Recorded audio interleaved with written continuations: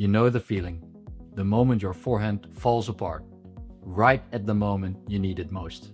You've trained it over and over, practiced for hours, it in matches, it fails. That's why you're here. My name is Erik Vaneker. I'm a human movement scientist and I'm a tennis coach with 13 years of experience. Over the last decade, I've helped hundreds of players fix this exact problem. In this video, I'll tell you why you choke your forehand, what the science says, and most importantly, how to stop it for good.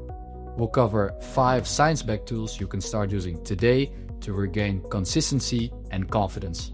And yes, even if you, like me, had this problem for years. By the end, you'll understand not just what to do, but why it works. And your forehand can finally become the weapon it should be. On a personal note, in juniors I also choked my forehand quite often. It still happens sometimes in matches today, but when it happens I can handle it way better than in the past. That's because I know about the underlying mechanisms of choking under pressure. And I want to share those core scientific principles with you today. So let's dive into them. By the way, it's not only the forehand that you can choke. You can also choke your serve and unfortunately also your backhand. Yet data suggests that the forehand is choked most often together with maybe the second serve. Choking under pressure, or in short, choking, happens to almost everybody, from beginner to pro. Even top players, like Federer, experienced high pressure moments where their shots didn't come out as they trained. It's not lack of skill, it's often how your brain processes pressure. Science shows that stress changes movement patterns and decision making, which is why your perfect forehand sometimes falls apart in matches. That's where evidence-based techniques come in. We can train both your body and mind to deal with pressure. So let's get on with it. And at the end, I'll have a little bonus for you. Tool 1. One of the biggest mistakes is thinking I must hit a perfect forehand. Science suggests that it's better to focus on the process, not on the outcome. It's better to trust the process rather than be very anxious about if you're gonna get the result. I've seen players improve immediately on the moment they think I must hit a smooth stroke rather than I must win this point. So focus on process, not on outcome. I'm gonna give you 4 more tools this video, but if I would just give you one, it would be this one. Using this tool alone can stop you from the mental spiral that triggers choking. Let's get on with the next tool.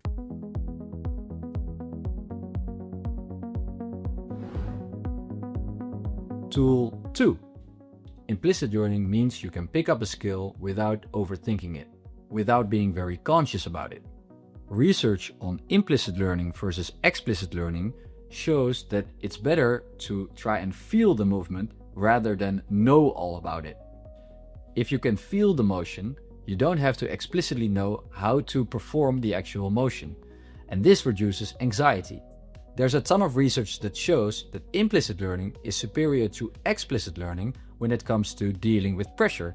And yes, of course, there are advantages to using explicit learning, knowing all about the stroke, especially for novice players.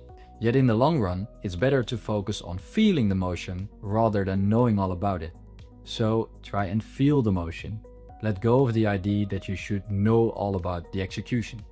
Maybe you've been taught the forehand with a high level of consciousness how to perform the stroke. A way to fix it is from now on to try and practice it implicitly. In other words, not thinking about it too much. Don't think about the mechanics, don't think about the technique, just hit the ball and feel it. You can practice implicit learning with your forehand, for example in small-sided games, like a forehand exercise in only the service box. You can also use analogy learning or differential learning or maybe errorless learning amongst others. I won't dive into all the forms of implicit learning in this video, that's something for another time. About those small-sided games, yes, they can be fun. You can, even if you're older, make sure the exercises you do with your forehand are fun. That way you also stick longer with the exercise and it becomes a positive process. So don't obsess over the technique. Try and feel it. The next tool is about your pre-shot routine and breathing. Choking often starts before you even swing.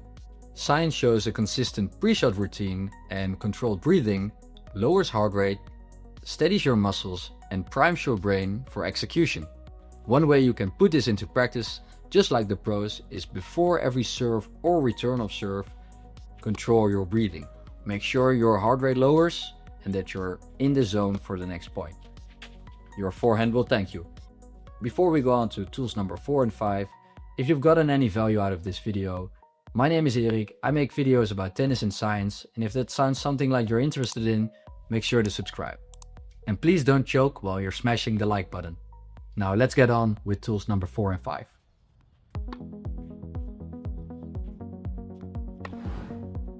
The next tool is not about playing matches, but it's the way you practice. You simply can't just expect to perform under pressure if you always practice under very calm and pressureless conditions. So, harsh as it may seem, you must learn to practice under pressure. Try practicing with a mild challenge first and then increasing difficulty. This will help your brain get used to perform under pressure. One way you can do this is to take your practice very seriously. Don't get me wrong, I think exercises should be fun and engaging, but you're here to learn to perform under pressure. So that means you need a gradual exposure to pressure, especially with the forehand. Try and find opponents where you can play a practice set against, preferably players that are weaker and you think you should defeat.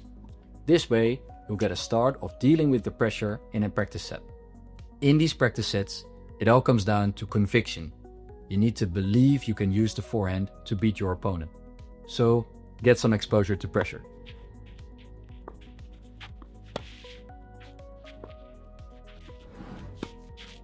And now for the 5th and last tool. What you say to yourself matters. I'll repeat that. What you say to yourself matters. Studies show that positive self-talk can help you on court. Research in sports psychology shows that players that use cue words or confidence anchors perform better under pressure. And yes, I know self-talk can feel exaggerated. But what are you willing to do to perform under pressure? That's the question.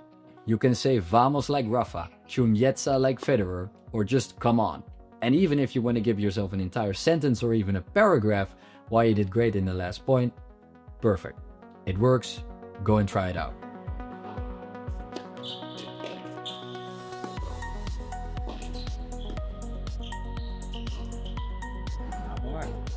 And now for the little bonus tip to make sure you're not gonna choke your forehand under pressure anymore.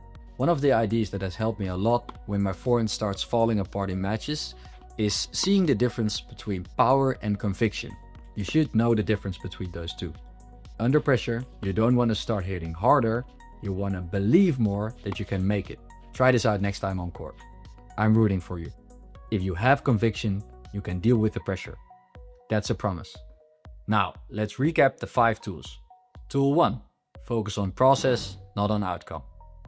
Tool 2, practice with implicit learning. Tool 3, have a pre-shot routine and control your breathing. Tool 4, get some exposure to pressure.